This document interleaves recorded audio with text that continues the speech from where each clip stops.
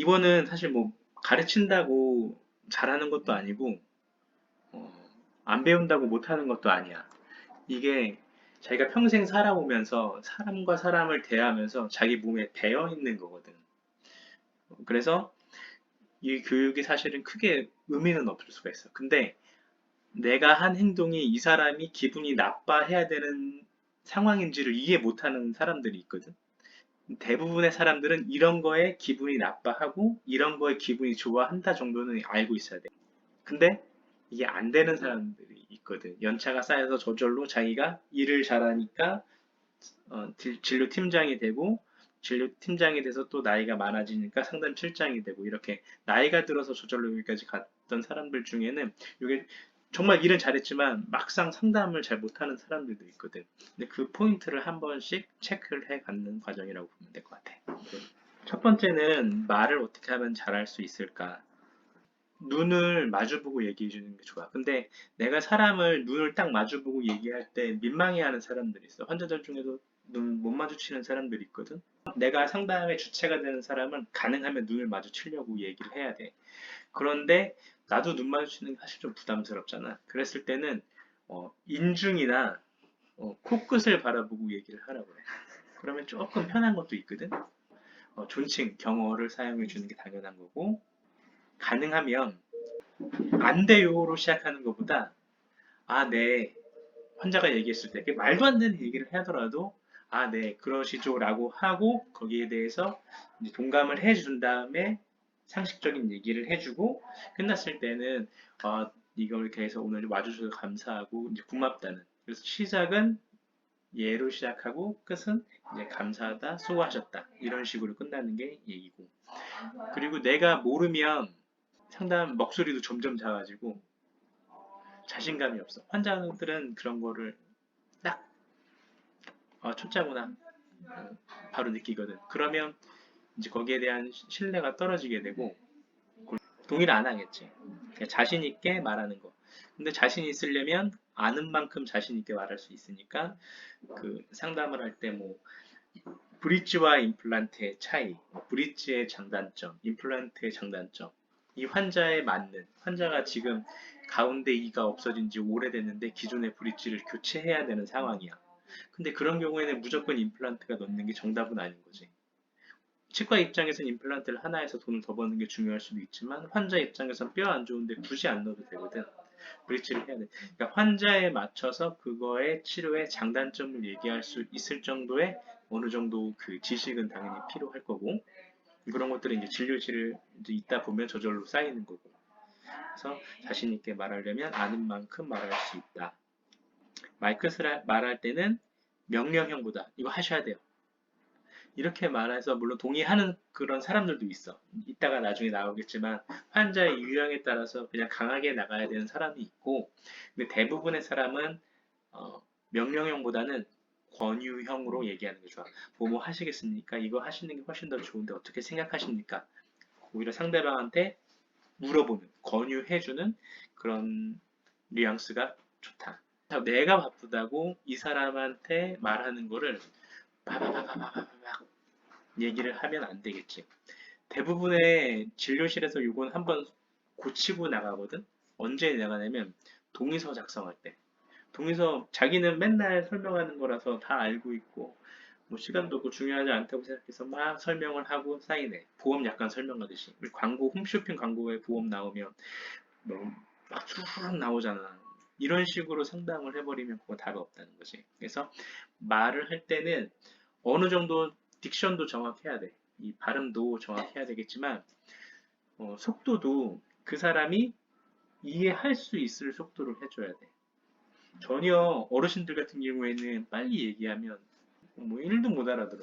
그래서 어쩌라고 이렇게 나오거든. 그래서 그 사람에 맞게, 환자한테 맞게 말하는 속도도 조절을 할 수 있어야 돼.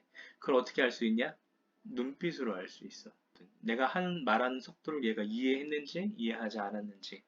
그래서 상대방한테 전달하는 게 중요한 거기 때문에 고지하는 게 중요한 게 아니야. 고지와 이해는 다르거든. 동의서는 동의를 구하는 거거든. 그래서 그런 건 오히려 또 천천히 얘기를 해야 되고, 고지를 하는 거는 뭐냐면, 아프실 수 있어요. 뭐 약속 늦으면 안 돼요. 무슨 일이 생기면 전화 주세요. 이런 거는 사실 고지야. 근데 이해시키는 거. 피가 붓고 아플 수 있고 그러면 전화를 주셔야 되는 그 동의서, 사인을 받아야 되는 건 법적으로 우리를 보호해야 되는 부분이 있기 때문에 그런 것들은 속도를 해줘야 되고 비용 설명할 때도 우리는 치료 계획을 세울 때 뭐 인레이 뭐 이거 뭐 하셔야 됩니다라고 막 얘기를 하지만 환자들은 뭐 인레이가 뭔지 또 생각을 한 번 더 해야 되거든.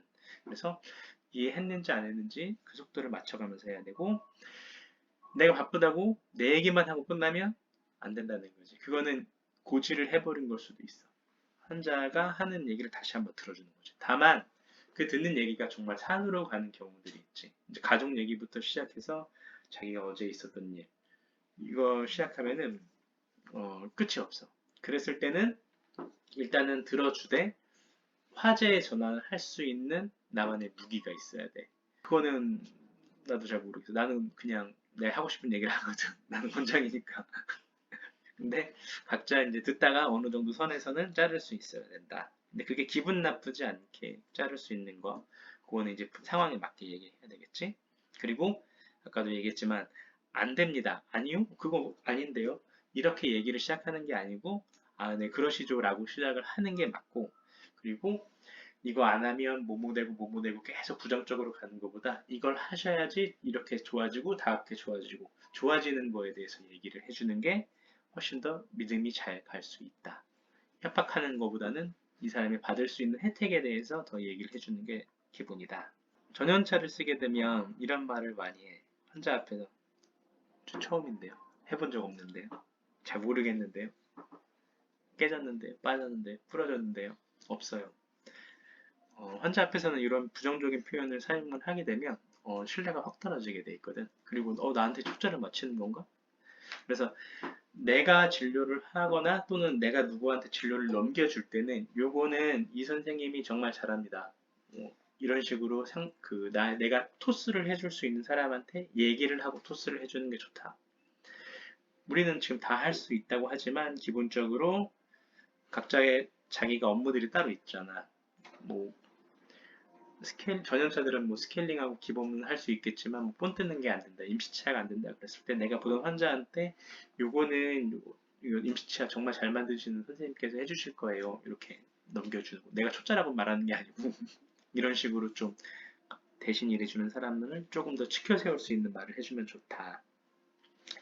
환자가 뭐라고 불평불만을 얘기. 사랑니 뽑고 다음날 너무 아파서 왔어. 이거 원래 그래요? 담배 피셨죠? 술 마셨죠? 환자의 책임으로 이제 몰고 가려고 하는 말들이 있거든. 그랬을 때 아니면 뭐 다음날 피가 이렇게 막 손짓처럼 거제 잘 안 부셨죠. 이제 이렇게 환자를 탓하는 건 그 다음에 탓해도 돼. 말의 시작은 항상 긍정적으로 시작하는 게 좋거든. 그래서 뭐라고 하냐면 힘드셨죠. 아프셨죠. 이렇게 환자의 그 불편 불만감을 먼저 동의를 해주고 동감을 해주고 그 다음에 조금 화를 내게 만드는 것보다는 환자가 힘들었던 거를 이해해주고 진료실에 와서 진료를 받는데 예를 들면 뭐 담배 냄새가 난다든지 술 냄새가 난다든지 그리고 원체 수술이 어려웠다는 것들을 이해시켜주는 게 필요한 거지. 환자를 탓할 게 아니고 크라운이 빠졌어. 아니면 퍼밋이 빠졌어. 임시치아가 빠져서 왔어. 그쪽으로 드시지 말라고 했는데 왜 드셨어요? 이렇게 나가는 것보다는 아, 이거 빠져서 불편하셨죠? 라고 먼저 얘기를 하고 나서 근데 이게 빠지는 원인이 이런 게 있어요. 환자분이 그거를 이제 오늘 다시 끼워드리면 그거는 조금 주의를 해주세요 라고 얘기를 해주는 게 좋아. 다른 데서는 대기실이 있고 진료실까지 복도가 쭉 이어지고 이렇게 간단 말이야. 그래서 진료실에서 준비를 해놓고 환자를 부르러 가. 대기실에 누구누구님 들어오세요 하고 환자가 이제 자기 핸드폰 챙기고 이렇게 봤는데 얘는 저 앞에 가 있어. 그리고 사라졌어. 혼자 나 어디로 가야 되지? 그래서 여기 원장실도 문 한번 열어보고 이제 열어보는 거야. 내가 바쁘다고 환자를 모시고 갈 때 그냥 놓고 가면 안 되지. 진료실에서 지향해야 될 말은 지금 다 연차가 있으니까 이 얘기는 따로 안 해도 되는데 한 2년차, 3년차 정도 되면 자신감이 정말 들어. 내가 다 할 줄 알 것 같고 정말 많이 하는 것 같아서 환자가 뭐라고 얘기했을 때 좀 까리한데 내가 아는 선에서 막 환자한테 얘기했단 말이야. 근데 옆에서 진료할 때 이제 듣고 있으면 말도 안 되는 얘기를 혼자 하고 있더라고. 그래서 내가 잘 모르고 애매하다 싶으면은 잠깐만요. 바로 알아보고 말씀드리겠습니다. 원장님께 여쭤보고 말씀드릴게요. 이런 식으로 한번 잠깐 기다리고 확실한 것만 얘기를 해주는 게 좋아. 환자가 뭐뭐 해주세요라고 이제 부탁을 했었을 때 그렇게 할 수 없는데 라고 딱 잘라 말하는 게 아니고 이제 대안을 찾는 거죠. 예를 들면 원장이 치료 계획을 뭐 임플란트를 뭐 4, 5, 6, 7을 하자고 했어. 뼈가 너무 얇고 너무 안 좋고 없어가지고 치아 개수만큼 임플란트를 심어야 되는 경우들이 있어. 고정이 안 나올 것 같고 고정이 나오더라도 향후에 멘토 값이 70이 안 나오고 막 50대에서 60대 왔다 갔다 할 경우에는 어쨌든 많이 묶어놔야 되잖아. 그래서 어쩔 수 없이 그런 사람들한테 임플란트 4개를 심자고 얘기를 했는데 환자가 상담할 때 들어와서는 4개가 너무 부담돼. 혹시 개수 2개로 줄일 수 있냐고 물어보는 경우들도 있잖아. 그랬을 때 안 돼요. 그렇게 할 수 없는데 이렇게 딱 잘라 말하는 게 아니고 글쎄요. 더 좋은 방법이 있을까 한번 제가 원장님하고 다시 한번 얘기를 해볼게요. 그랬을 때는 7번까지 만드는 게 아니고 뭐 6번까지 만든다든지 이런 식의 대안을 찾을 수 있다라고. 어쨌든 대안이 없는 건 아니잖아요. 사람이 하는 일이다 보니까 정답은 있지만 차선책도 다 있단 말이지. 그래서 환자가 차선책을 좀 생각을 요구했었을 때 단도직입적으로 안 돼요 라고 얘기하는 것보다는 차선책을 찾아보는 게 좋다. 이렇게 하셔야만 합니다. 명령조나 훈계조로 말하는 것들을 반감을 갖는 사람들이 대부분이야.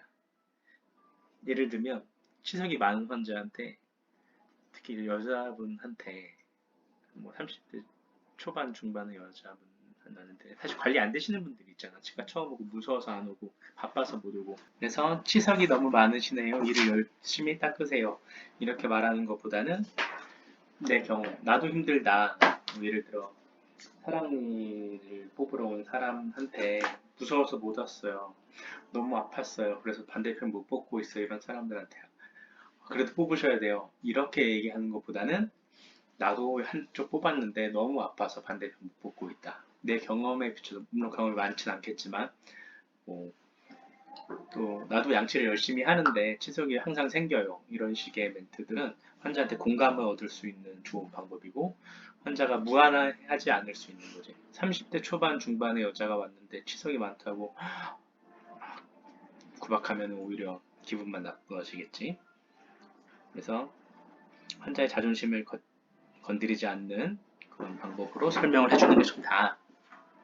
이제 많이 기다려야 될 사항들이 있어.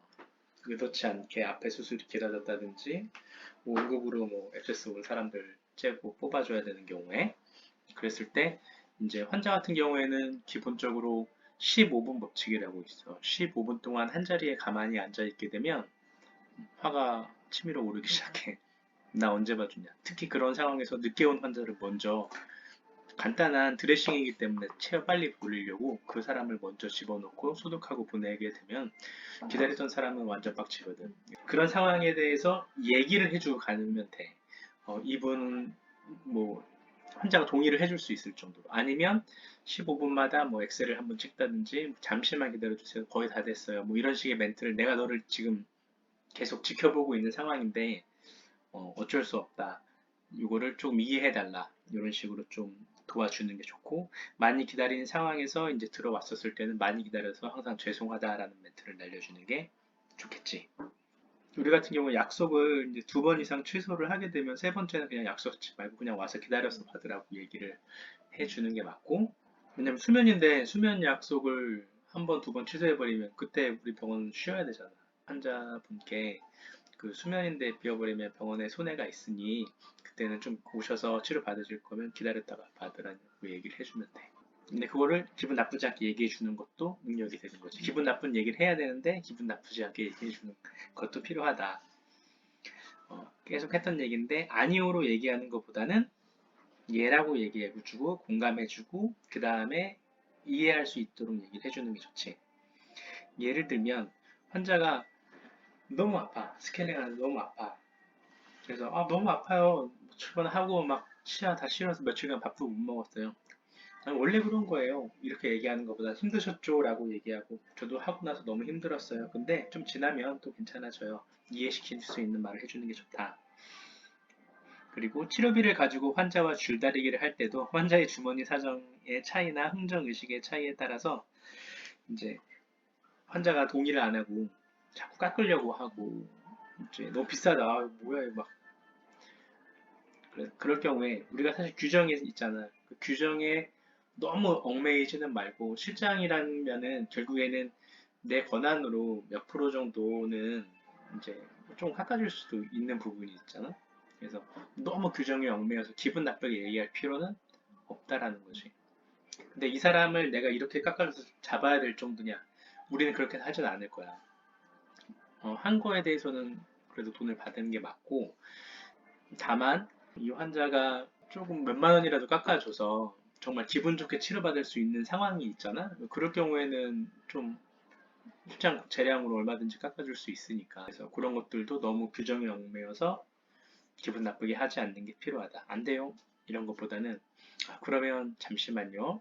하고서 이제 생각을 해보는 게 좋겠지. 이런 거는 이제 말하는 요령인데 예를 들면 치주 환자, 잇몸에 안 좋은 환자가 자기 인사를 처방해달라고 하는 경우 처방을 해줄 수 있는 기준이 있어. 근데 이 처방 기준에 맞는 사람들이 사실 거의 없어.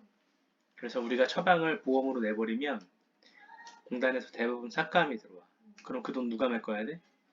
치과에서 메꿔야 되거든. 그래서 웬만하면 근데 당이 심해서 정말 필요한 사람들이 있거든. 그래서 이런 사람들은 처방을 해줘도 되기는 하는데 잇몸약이 실제로 환자한테 도움이 되냐라고 하면 도움이 되기는 해.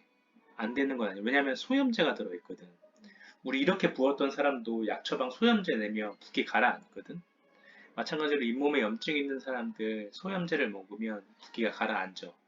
그리고 진통 효과가 있기 때문에 시렸던 것도 조금 감소하는 효과가 있어. 그런데 그게 근본적인 해결이라고 하냐면 아니지. 말 그대로 세균은 다 남아있는데 증상만 완화한 것뿐이기 때문에 결국에는 환자는 계속 약을 먹어야 되는 거고 약을 계속 먹는 게 좋은 것만은 아니잖아. 세균은 내 몸을 언제든지 돌아다닐 수가 있는 거야. 뭐 옛날 이론으로만 따진다면 이게 피를 타고 뇌라든지 뭐 심장이라든지 이런 데 가서 염증을 일으킬 수도 있는 문제이기 때문에 권장사항은 아니고 스케일링을 하는 게 좋다. 그 표현을 화장실에 방향제를 뿌리는 것 같다. 그때뿐이다. 근본적인 치료는 아닌 거다. 화장실이 더러우면 화장실을 치워야지. 거기를 방향제를 뿌려서 냄새만 막는 거면 이거는 미봉책이라는 거지. 그렇게 얘기를 해준다거나 교정 얘기할 때는 크라우딩이 있으면 가지런하게 하지 않았을 때에 대한 것들을 어떻게 표현하냐면 요 얘기는 유치에서 연구치를 바꿨을 때 어렸을 때 나는 되게 가지런했는데 얘가 되게 가지런했는데 나이 들면서 얘가 다 삐뚤게 나왔다. 이거 치과가 잘못한 게 아니냐 이렇게 물었을 때는 이제 이런 식으로 얘기를 해주거든.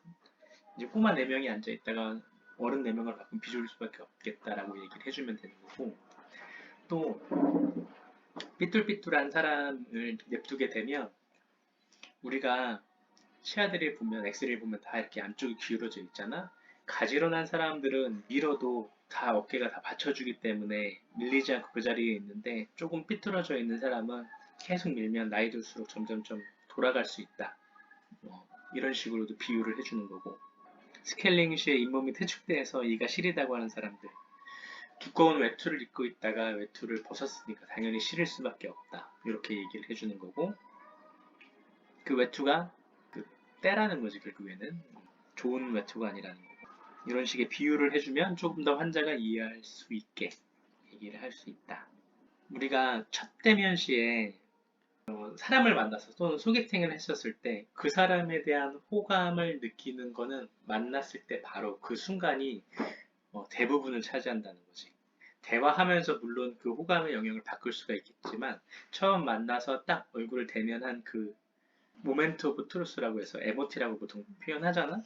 딱 이 순간이 기분이, 그러니까 마음에 들지 않으면 그 첫인상을 바꾸기에는 거의 불가능한 거거든. 환자와의 대면에서도 제일 중요한 건 우리 그 환자가 치과를 인식하는 첫 번째 포인트는 뭐냐면 문 열고 들어왔었을 때야. 문 열고 들어왔는데 자기를 맞아주는 사람이 아무도 없어. 이거 뭐야? 이렇게 생각하는 게 크거든. 그럼 그 다음부터는 사실 아무리 잘해서 그 인식을 돌이키기가 쉽지가 않아. 그래서 우리 같은 경우에는 지금 스텝이 없잖아. 하지만 우리가 어느 정도 그 진료를 본다고 바쁜 상황이 아니라면은 가능하면 데스크에는 한 명씩은 꼭 앉아 있는 게 필요해. 소개팅을 갔는데 그 사람이 왔는데도 인사도 안 하고 오셨어요 이렇게 얘기하는 것보다는 왔을 때 일어나서 인사를 해주는 이런 거 하나가 첫 인상을 결정짓는 되게 중요한 포인트가 되는 거거든. 그리고 말을 할 때 얼만큼 가까이 있어서 얘기하는 게 좋겠느냐. 가끔 원장님들 보면 환자 누워있는 그 얼굴에다 대고 이렇게 얘기하는 사람이 있어요. 너무 가깝거든. 부담될 수 있어. 환자가 그러면 이렇게 떨어지거든. 코로나 시대에 너무 가까이 얘기하는 게 바람직하지 않고 어느 정도 거리냐면 50cm 거리라고 보통 얘기를 해. 이 정도 상에서. 여기서도 우리가 이렇게 얘기하는 것보다는 환자 이렇게 앉아있을 거고 난 상담하는 사람인데 이 거리는 1m가 넘는단 말이야. 이 거리보다는 조금 더 가까이 다가가서 50cm 정도 떨어지는 상황에서 눈을 마주치고 얘기하는 게 제일 친밀감을 느낄 수 있는 거리다. 그리고 계속 많이 바라보는 것보다는 이제 동작이라든지 이런 것들 한 번씩 바라보면서 얘기할 때 눈을 마주치고 이런 것들이 필요하다. 서양인들은 눈을 마주치고 얘기를 해야 된다라고 생각을 하는데 동양에서는 아니야. 서양에서는 내 눈을 바라보지 않고 얘기하면 얘가 나한테 뭔가 숨기고 있다라고 느끼거든. 그래서 실제로 걔네들은 눈을 마주치고 얘기해야 돼. 서양인들은. 근데 우리나라는 눈 마주치고 얘기하면 기분 나빠하는 사람들도 많아. 바람직한 것은 양눈과 미간 위의 삼각형 형태를 부드럽게 바라보는 것이 좋고 힐끗 바라보는 게 아니고 얘기할 때 5에서 10초 정도 바라보고 그 다음 시선을 옮기고 이런 식으로 얘기를 해주는 게 부드럽게 느낀다는 거지. 이게 상담하는 사람들이 경험이 있다 없다를 느끼는 것 중에 하나가 그거야. 내가 이것만 보고 계속 얘기하는 거는 오히려 경험이 없어 보일 수가 있어. 중간중간에 5초에서 10초를 바라보며 얘기했다가 다시 이걸 보고 얘기를 하고 이런 것들은 하나의 스킬이거든. 연습을 할 필요가 있겠지. 웃는 것도 좋은 습관이 필요하다. 현대생활에서는 미소는 곧 돈 안 되는 훌륭한 서비스다. 인상 쓰고 얘기하는 사람보단 웃는 얼굴에 침 못 뱉잖아. 웃으면서 얘기하는 사람들한테 훨씬 더 호감을 가질 수 있다는 거지. 이거는 사실 소개팅에서도 마찬가지야. 내가 얘기하고 있는데 상대방이 공감을 해주지 않고 웃지도 않고 가만히 앉아있으면 끝난 거지 사실은. 상담도 마찬가지. 치과 치료를 아픈 걸 해결하기 위해서 온 사람이지만 얘기하는데 가만히 바라만 보고 있는 사람은 동의력이 떨어질 수밖에 없어. 환자가 웃지 않는다는 얘기는 지금 뭔가 여기까지 오는 과정 중에 불만이 있었다는 얘기거든. 그래서 그 원인을 찾아서 그걸 해결해 주는 것도 상담하는 사람의 실력이지. 상담 동률이 100% 되는 사람들 본 적 있니? 그 사람들의 차이가 뭔가를 나는 이제 계속 지켜봤거든. 이 사람은 도대체 왜 뚱한 표정으로 들어간 환자가 웃으면서 나올 수 있게 했느냐. 이미 왔는데 1시간 기다리고 진료 보는데 막 좀 스케일링 했는데도 좀 뭔가 아프고 막 그래서 불만이 좀 쌓이고 상담하려고 했는데 가격도 좀 비싼 것 같고 그렇게 들어온 사람들의 그 포인트를 잘 짚는 거야. 얘가 어느 부분에서 지금 기분 나빠서 앉아 있는지에 대해서 그거를 파악을 하고 그거에 대해서 내가 어떻게 해결해 주는 거야. 다음에 기다리지 않게 어떻게 먼저 우선적으로 뭐 원인을 잘 파악하는 거지. 그게 내가 볼 때 그런 거에 약간 차이가 있지 않았나 이렇게 생각. 자기가 VIP라고 느끼게 해주는 거거든. 근데 막상 우리가 모든 사람을 다 물론 친절하게 하겠지만 모든 사람을 위해서 기다리지 않게 해준다는 건 사실 불가능한 거고 그 사람만을 위해서 그 가격을 만들어주는 것도 문제가 있는 거기 때문에 자기가 VIP로 느낀 그 사람은 입소문을 많이 내. 그래서 소개 환자가 되게 많아. 우리나라 사람들은 대부분 웃고 얘기하다가 돌아서면 얼굴을 굳어버리는데 상대방이 완전히 돌아설 때까지 웃음기를 잃지 말아야 좋은 인상을 준다. 기분 좋게 얘기하고 나가서 막 뭐라고 해. 이런 것보다는 기분 좋게 나가는 거를 내가 너랑 얘기해서 기분 좋았기 때문에 다른 사람한테 인사할 때도 기분 좋게 얘기하는 거지. 여기서 상담을 하면서 우리가 웃게 끝났어. 그리고 나가서 다른 환자 봤을 때 오셨어요? 이렇게 차갑게 얘기하는 것보다는 그 다음에 있어야 될 것들도 그 웃음기 있게 얘기하는 거는 나가는 사람도 듣거든. 근데 그게 이제 내가 같이 얘기했던 사람이 나로 인해서 즐거웠다는 거를 느끼게 될 수 있는 방법이 돼요. 이거는 뭐 모든 서비스업에서의 기본이지. 화가 났을 때 진심으로 싸지 않은 표정을 짓는 게 사실 좋지. 그리고 노인 환자분들한테 이제 손을 잡는다든지 이제 부축을 해주는 그런 것들도. 이거 할 줄 아는 사람은 치과가 아니더라도 옷가게를 가든 어디를 가든 거기서 정말 자기 사업을 해도 돼. 사람들이 되게 좋아하거든. 학생들이 가끔 치과에 방학 때 오잖아. 이런 거 하는 애들이 있어. 서빙 알바라든지 이런 데서 일을 해본 애들인데, 음식점들 이런 데서 정말 친절해. 같이 일했던 애 중에는 텔레마케터. 이 딕션이 말이 너무 또박또박하고 정확한데 전화하면 사람들이 얼굴을 보고 얘기하는 게 아니기 때문에 기분 좋게 안 해. 내가 불만이 있어서 고객센터에 전화한 거잖아. 그러니까 막 욕하고 할 때 이제 그랬을 때 그거를 어떻게 해결을 해야 되는지 본인 스스로 깨달은 거지. 그러다 보니까 학생이 왔는데 진료실에서 그냥 불만 있는 사람들도 다 웃으면 물론 당연히 예뻤지. 아저씨들 다 좋아하긴 하는데 예뻐야 돼. 뭘 해도 다 잘하지 그런 걸 했던 사람들. 근데 웃긴 거는 뭐냐면 그렇게 잘했던 애들도 신기하게 졸업하고 불편해요. 변해. 1년차, 2년차, 3년차 올라갈수록 내 삶에 타성이 쪄서 그런지 힘들어서 그런지 그냥 자기의 일상이 돼서 그런지 몰라도 그렇게 친절했던 애들도 같이 일하면서 시간이 지나면 다 같이 차가워지더라고. 각각의 상황에 맞게 이제 왔었을 때 너무 치과 얘기만 하면 딱딱하잖아. 그래서 뭐 날씨 얘기를 한다든지 늦었을 때 저녁에는 뭐 식사하셨는지 뭐 이런 것들도 말을 꺼내기 위한 좋은 방법이 될 수 있다. 비 왔는데 지금도 밖에 비 많이 와요? 날씨 맑게 추워요? 많이 더워요? 덥지 않으세요? 이걸로 시작하는 게 대화를 터나가는 데 있어서 좋은 방법이 될 수 있다. 고객의 DEP를 파악해라. 고객의 성향에 맞는 치료와 상담 매니지먼트를 진행했었을 때 신뢰를 얻을 수 있고 만족도가 높아진다. 내가 선생님이면 내 학생들이 어떤 성향을 갖는지 요새 선생님들은 그거 다 파악하고 있는 거 알지? 상담하는 사람들도 사실 내가 이 사람을 어떤 성향인지를 파악하지 못하면 그 상담이 물론 우연찮게 맞을 수도 있고 내가 그런 거에 파악해야 되는 능력이 뛰어난 사람들이 있어. 이제 그런 사람들은 본인 스스로 이미 다 알고 있는 거기 때문에 객관화하지 못했겠지만 근데 그걸 비교적 이제 객관화 시킨 게 이거거든. 그래서 고객의 치과에서 상담 실장이 그 환자의 성향을 파악하는 게 첫 번째가 D. 이 사람의 덴탈 IQ가 어느 정도 수준에 있는지를 먼저 파악해 주는 게 좋고, 두 번째, 이 사람이 금전적으로 어느 정도 치료까지 할 수 있느냐를 파악하는 게 두 번째, 그 다음에 세 번째가 이제 성향. 덴탈 IQ는 얘기 나눠보면 대충 알 수 있고, 경제적 상황을 나누는 것, 그거는 넘어가고, 오늘은 그 중에서도 고객의 성향을 파악하는 방법인데, 고객의 성향을 뭐, 사람이 여러 가지 종류가 있겠지만, 네 가지로 그냥 나눴어. 첫 번째는 뭐냐면, 낙천적인 성향을 갖고 있는 사람들. 진짜 막 뭐 계속 웃고 있고, 알아서 잘해주세요. 이렇게 얘기하고, 뭐, 임플란트가 빠졌어. 아니, 뭐, 빠졌을 수도 있지. 뭐, 다시 또 하면 되잖아. 뭐, 이렇게 얘기하시는 분들도 있거든. 본 적 있지.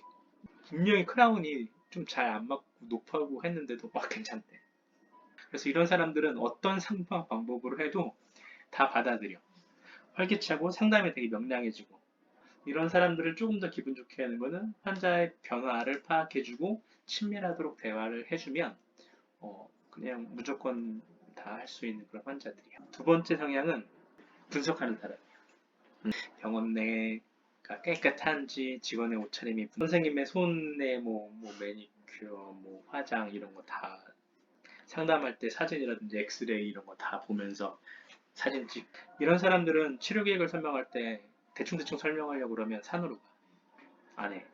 그래서 진짜 전문가한테 설명하듯이 전문가적 언어를 써주는 것도 좋고 너무 어려운 용어보다는 정확하게 이거는 이래서 이렇게 되고 하나하나에 대해서 설명하고 그림 그리면서 설명을 해줘야 되고 이게 비용이 이렇게 될 경우는 올라갈 수 있고 내려갈 수 있고 치료 기간도 뭐 맥스로 얼마까지는 해드릴 수 있다. 뭐 이런 식의 정확한 거를 얘기를 해줘야 돼. 비용도 변화가 좀 있겠지만 변화가 좀 나오더라도 이 비용으로 그냥 해드릴게요. 이렇게 말해주는 걸 되게 좋아해. 더 이상 그리고 올 때마다 보험 진료비 내는 거 되게 싫어해. 근데 그걸 미리 그래서 설명을 해야 돼. 우리는 법적으로 올 때마다 내는 보험 진료비를 안 받으면 불법이잖아. 그러니까 그런 사람들한테는 이런 거에 대해서는 얘기를 해주고 그 비용이 대략 어느 정도 나올 수 있다라는 것도 얘기를 해줘야 돼. 이거 왜 이렇게 많이 받아요? 법적으로 그렇게 돼 있어요 라고 설득도 시켜줘야 되는 거지. 그리고 상담할 때 좋은 예가 근거를 두고 사진을 보여주고 비용을 고려해 봤을 때 이게 더 좋다. 예우를 고려해 봤을 때 10년 뒤에는 이게 더 쌀 수 있다. 이런 식으로 비교를 해주고 장점 뭔지 이런 것들을 다 얘기해 주는 게 이런 사람들한테 되게 좋아. 근데 이런 사람들은 매번 올 때 사실 긴장을 해야 돼. 우리 입장에서 쉬운 사람은 아니야. 근데 다행인 건 치료 경험이 없던 사람이 이렇게 나오면 어려운데 다른 데서 치료를 받다가 온 사람을 우리가 정말 체계적으로 이제 진료를 받아보면 알아. 이런 사람들은 어떻게 스케일링도 다 받은 거 자기가 다 기억을 해놓기 때문에 우리가 그 전에 기억보다 조금만 더 잘해주면 내 사람으로 되기가 또 쉬운 편이야. 불평 불만이 많고 시럽그게 아주. 그리고 불만이 나올 수 있는 상황을 그래서 내가 다 기록을 해놔야 되고 주의사항 설명할 때 다 얘기를 해줘야 돼. 간단 명료하게 설명해야 되고 예우나 가능성을 무조건 다 얘기를 해놔야 돼. 웃으면서 얘기하되 안 하고 이 사람들은 잡을 필요가 없는 사람들. 이 사람들 잡으면 좀 피곤해. 100% 동의를 얻는 사람들이 직원들이 싫어하는 이유가 이런 사람들 다 잡아. 근데 이렇게 얘기했는데 한다고 하면 하는 거고 아닌가 하면 빠빠이 해주는 게 나을 수도 있다. 근데 기분 나쁘게 하면 인터넷에 글 써. 그리고 그냥 바로 그냥 그래서 어쩔 수 없이 시간 투자해야 되고 정신 소모를 하기는 해야 돼. 이런 사람도 그 엉덩이 들썩들썩해. 나 가려고. 아파서는 치료는 해야 된다는 건 알고 온 거거든. 무관심하지만 아프면 와. 근데 이런 사람들한테 전체 치료 계획을 다 얘기하면 될까? 불편하고. 안 돼. 그래서 이런 사람들은 전체 치료 계획을 다 세울 필요도 없고 와서 사진 찍고 하는 것 자체도 되게 싫어해. 나는 엉덩이 들썩하는데 뭐 다 얘기하고 얼마나 하고 그냥 가버려. 아픈 부위만 먼저 치료해주고 그리고 지속적으로 이거 다음에 어디 하셔야 되는데 여기 되시면 이거 한다. 정기적으로 3개월에 한 번씩 그 문자 오른쪽 위에가 썩어가고 있다. 약간 겁을 좀 주는 거거든. 지속적으로 이제 관심을 유도할 수 있게 그 문자나 카톡을 주는 게 되게 좋은 방법이 될 거고 상담할 때 결론부터 말씀드리자면 엉덩이 들썩들썩 하니까 오늘 요거를 뽑고 가셔야 된다. 뭐 신경치료 하셔야 된다. 뽑고 임플란트 하고 하셔야 된다. 이렇게 간단하게 얘기를 해주면 되게 좋은 경향이지. 좋은 성향이 사람이야. 의외로 돈이 없어서 이런 사람들은 치료를 못 받는 게 아니야. 돈은 사실 되게 많은데 시간이 오히려 없어서 다른 거에 내가 팔려 있는 게 너무 많아서 내 몸과 건강을 챙기지 않는 사람들도 되게 많아. 옛날에 비해서는 요새 많이 줄었고 요새는 사람들을 보게 되면 대부분 치밀해. 대부분 여기가 한 70% 정도 돼. 그래서 우리가 좀 스트레스를 많이 받는 이유 중에 하나가 이거야. 이런 사람들은 뭐 20명 중에 1명? 5%도 안 되는 것 같고 이런 사람들은 큰 치과에서는 거의 없고 동네 치과에는 좀 은근히 많이 이제 우리 같은 경우에는 이런 성향 플러스 한 가지 성향이 더 있어. 정말 무서워서 못 받는 사람들이 한 80% 정도 될 거야 아마. 수면 치료를 찾아오는 사람들 대부분은 이 성향에 포함이 안 되는 사람들이 무서워하는 그런 사람들은 어떻게 상담을 해야 되는가? 이 사람들은 동의율이 사실 거의 100%가 나와. 왜냐면 그 무서움만 해결해주면 무조건 하는 거기 때문에. 그럼 그 무서움을 어떻게 해결해 줄 거냐? 첫 번째로 내시경 하셨을 때 기억나십니까? 라고 여쭤보는 게 첫 번째야. 저희도 내시경 하는 거랑 똑같은 약과 똑같은 기억 정도를 낸다라고 얘기를 해주면 돼. 그러면 일단 내시경을 받았던 사람들은 그래? 그럼 잔다라고 느낄 수 있는 거지. 자는 건 아닌데 내시경이다 라고 얘기해 주는 게 무서움을 없앨 수 있는 첫 번째 방법. 이것만 얘기해도 뭐 이미 동의율의 99분 응선은 다 넘은 거야. 두 번째는 퀄리티가 높았으면 해.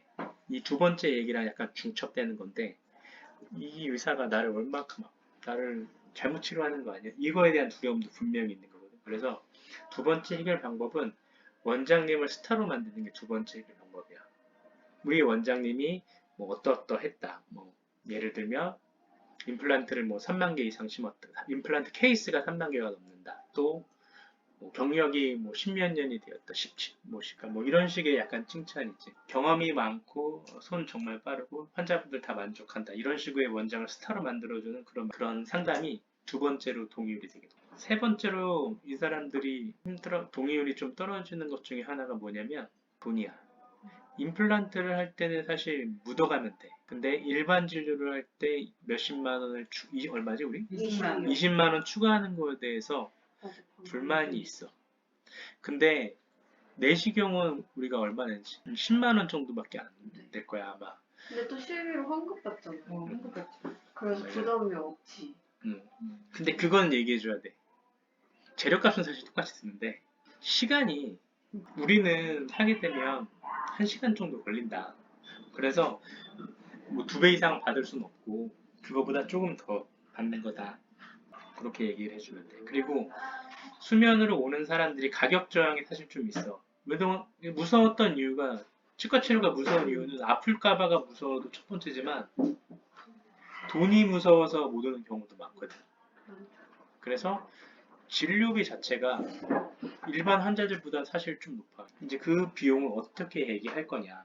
무조건 돈을 깎아줄 수는 없는 거잖아. 그래서 예를 들어 풀마우스를 할 때는 위에 뭐 10개 심는 경우 있고 8개 심는 경우 있고 아래 10개 심는 경우 있고 8개 심는 경우 있잖아.